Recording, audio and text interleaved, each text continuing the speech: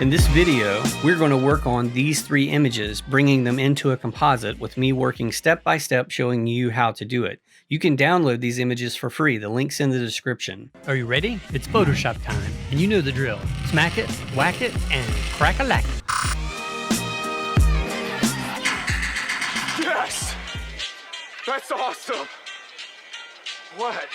So instead of selecting all of these and opening in Photoshop as three separate files and then having to copy and paste them or drag and drop them into an individual composite file, there's a quick way in Photoshop. While you're in Adobe Bridge, select the images you want, hit Tools, go down to Photoshop, and then find the command that says Load Files into Photoshop Layers. Photoshop is going to look at all of them. It's going to keep the base image as the biggest one, and look, it's already done. Notice how there are different orientations. This one is really small, which is person with the mask is much larger vertically than the background image. So what I'm going to do is I want to shrink this one first. So I'm going to select the layer with the person with the mask, hit Command or Control T to activate my bounding box. I can't see the corners. If that happens, just hit Command or Control 0 to fit in screen. And now I can see if I hold down the Alt or Option key, it will shrink to the center. But actually, I think I want this one fairly large. Let me hit Command or Control 0 again so I can still see the top of my selection there. And now I'm shrinking it down without holding the Option key because I want it to shrink to that bottom border. So I want some negative space above the person's head, but I want them pretty large to be dominant in the scene. I'll hit Enter, and then I'll hit C for the crop tool, which is right here. And then I will just bring up the bottom. I'm confident I don't want any of this other stuff. So I'll go ahead and check Delete Crop Pixel so it won't keep my file size so large. Hit Enter, Command 0. Okay, we're back on track. I'm going to hide this background layer just so that I'm not confused personally. I'm going to toggle on the Magic Wand Quick Selection Object Selection tool. And watch this. I'll choose the Object Selection tool and I'll just drag a box around the person with the mask and see if Photoshop can shrink wrap to the person. Didn't get this little bar, and this area right here is wrong. So I'm going to hit Command or Control D. Look how good the Select Subject button is in contrast. I'm just going to click Select Subject. Photoshop's going to figure out what the subject is. And look, it got inside that area. It got this little chrome ring. It didn't get inside the chrome ring, but we can fix that. I'm going to toggle over to the Quick Selection tool. I'm going to hold down the Command and Spacebar and drag to zoom in. Spacebar only to move this over. If I hold down the Alt or Option key, notice how the plus sign changes to a minus sign, which is removed from this selection. Alt key for the minus. It's a learning algorithm, so the more you click, the more it figures it out. See how nice that is? Command or Control 0 to fit back in screen. At this point, I would toggle on the Select and Mask up here in the toolbar, and I would just do Smart Radius, pull this over. I don't really need to refine the edge, smooth it anywhere from 2 to 3 probably, 0.2 to 0.8, somewhere in that range. Well, actually, as I look at this, Command Spacebar to zoom in. This looks weird. Toggle on the Polygonal Lasso tool right here. We'll hold down the Alt or Option key and say remove this from the selection. Come back around, double click to close the loop, and it fills that in. Command or Control 0 to zoom back. And I'm going to choose Output to New Layer with Layer Mask. Click OK. So now we just have the person with the mask isolated and ready to go. And this is the scene the person's going to be in. Now notice the Dmax difference between the images. There is 100% rich black in this image. If I turn this off, select that background layer, Command or Control L to bring up the Levels dialog box. Well, if I hold down the Alt or Option key, look how quick you see all the rich blackness showing up as I drag over. Now look at the red channel, green channel, the blue channel. Do you see how all of the color channels are justified to the left? I don't have a ton of clipped shadow detail or anything, but it has rich blacks where it's supposed to. Now let's come back up to this one, Command or Control L. Now on the surface, it looks pretty good, but watch this. If I hold down the Alt or Option key while I click on that black slider, all right, blue and green. So this is telling me there's probably a problem with blue and green. I'm all the way up into the 32nd level of dark shadow area before I start hitting rich black in the neck of the hood. Watch this. Red looks pretty good. Green, missing pure black. And a lot of shadow tones. Blue, same thing. What I'm going to do is I'm going to add a levels adjustment layer because that's non-destructive. I'm going to hold down the Alt or Option key and hover in between. Notice it changed to the clipping mask so that I'm clipping this layer's adjustment to the bottom image. See, watch how this works. Let me turn back on the background layer just so you can see it. So now I'm only adjusting and only affecting the person with the mask. So, and that's really all I want to do. I want to grab this black point eyedropper. I'm going to click where the blacks first showed up, right in this neckline, and I've already reset the blacks. Now, what I want to do is I want to make the person with the mask have this high contrast range that we have over here in the bike. So it seems like it fits better.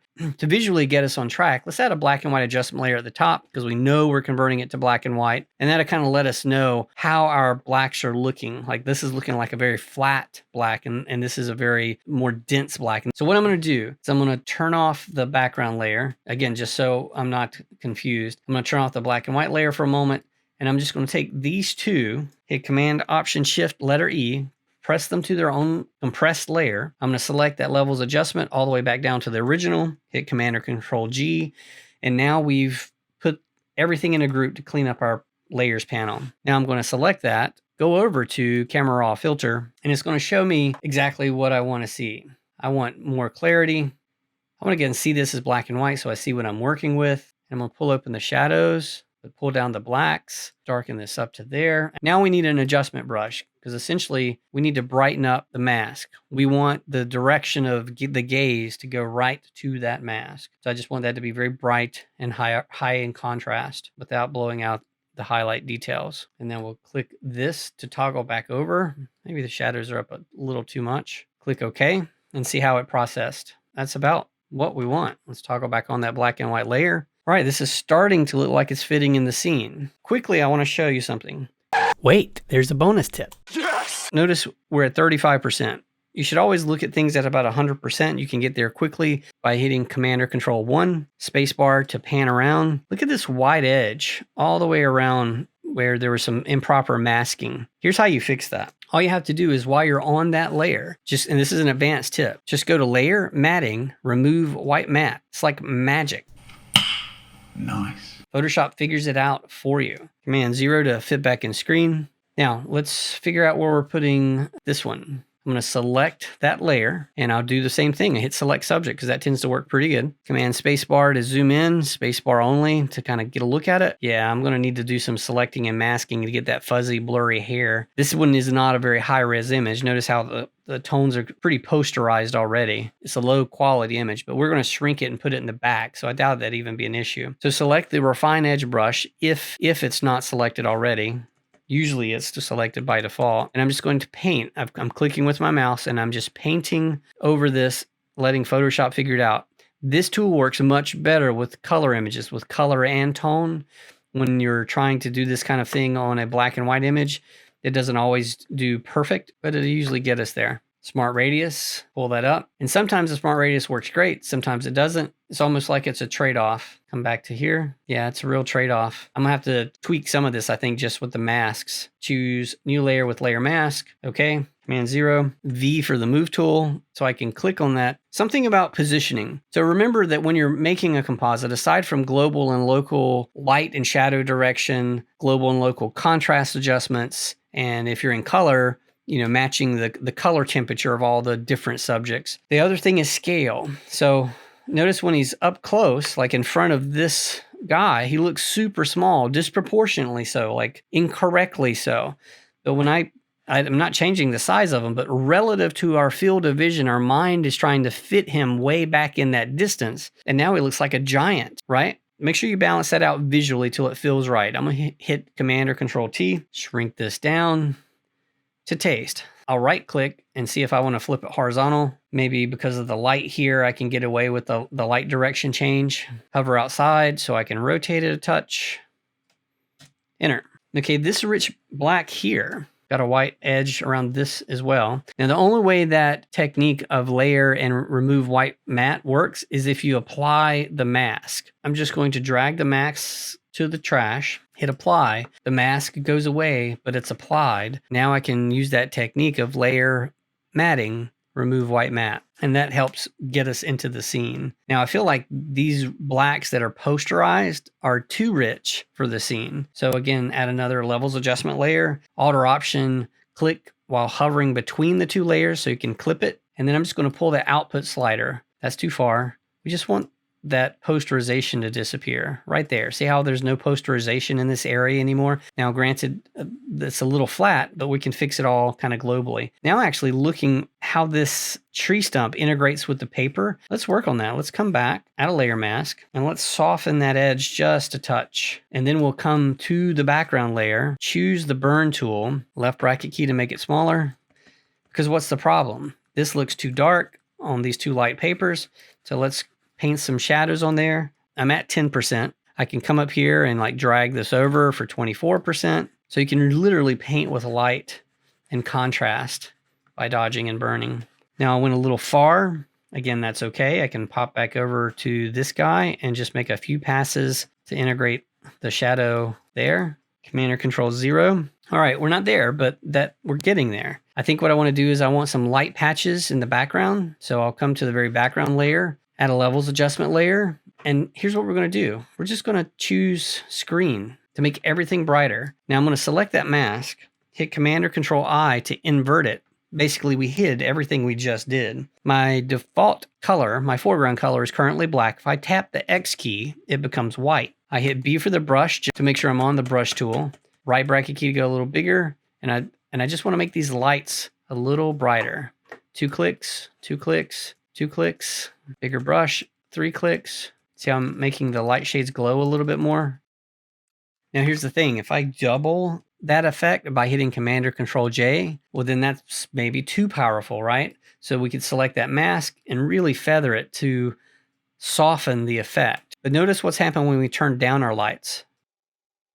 This way we're able to control the lighting in the scene. Now I want to compress everything together so that we can work on this as its own individual image, because I now don't have rich blacks in the very, very background of the image. So I'll select the very top layer, Command Option Shift letter E. All of this stuff I'll select, hit Command or Control G just to put it in a group so it's not bothering me. This is my new original, my new composite original. I'll hit Command or Control J, and then I'm gonna make my retouches, my global and local edits on this. So the first thing I would do is add a levels adjustment layer, black point eyedropper, click in the background, maybe click over here. There we go. I like where the black point is. I think I want to open up my midtones a bit and pull down my highlights so they're not so extreme. Let's take this entire image, because it's pretty well integrated, right? We're going to probably do some localized dodging and burning, but generally speaking, it's pretty well there. Hit Command Option Shift letter E to compress everything to the top layer. I'll select everything else, well, these two. And actually, I'm just going to delete them so that there's our adjustment. I want to see if I wanted any more detail back. I don't think I need to have the shadow detail in the jacket. I like that becoming a graphic element. But what I would like to do is go to the Dodge and Burn tool and choose Dodge, midtones, 40%. Maybe hit 8 for 80%. And just, that looks a little muddy to me. Make that a little brighter. Maybe this looks a little muddy. Maybe that looks a little muddy. Maybe right in here where the lights are hitting it looks a little too dark. Now let's take this whole image and put it inside this painting over here. Here's how you do it. What the Command or Control J duplicates the image. Command or Control T activates the transform box, and I can just drag it in. Now here's how you match perspective. Hold down the Command or Control key, grab the corner, and just drag it to the corner of the thing you want to match.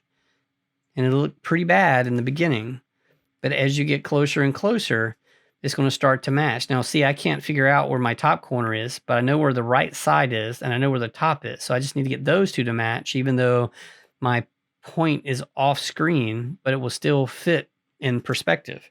And then hit enter. And now we have this kind of redundant, surreal effect, but let's take it a step further. Command or Control J, Command or Control T, and let's put this image into the painting in the painting. Command or Control, click on the corner, and if you can't get there, just make it a little smaller first. Now I can see what I'm doing, so I'm gonna put that corner in that corner, put this corner way up here in this corner. Command minus, just so I can see what's going on. Of course, you can't see what's going on when I do that.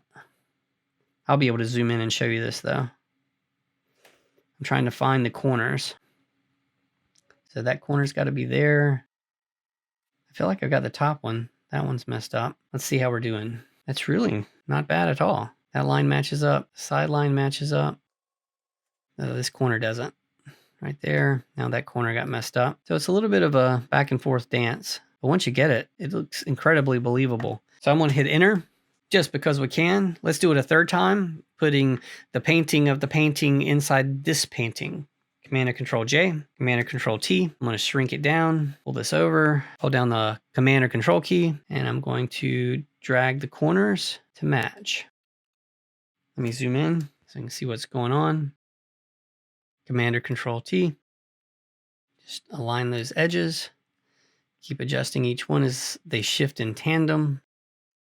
And we have it. So now we have a painting in a painting in a painting. Curving around in perspective. You see how it's curving around in perspective? Command and Control 0. Now let's compress all of this to its own layer. Command Option Shift letter E. Select everything else and put it in a group just to keep our layers panel clean. Now look at it as its own photograph, because every time you fix something, typically in the composites, you wind up messing something else up. Things that bother me. This is too bright over here. Remember, our eyes will go to the brightest area. I mean, there's a lot of other bright areas like here, the blown out detail here. And strangely, there's no D-max where we lightened up the lights. So we need to bring the shadows back in while keeping the brights. So let's start there. I'll hit the Dodge Burn tool and choose the Burn tool. Shadows at 24%. Make sure I'm actually on that layer. Right bracket key for bigger brush. And you see I'm getting those rich blacks back so I don't have those washed out looking areas. And can I pull that down? No, we're going to need the midtones. Midtones, see, I can pull this down just by a couple of passes. Still keep all the detail, but just pull it down a bit. Same for this little light part. I mean, it's fine. It can be bright, but just not so bright. And I'm going to do a quick pass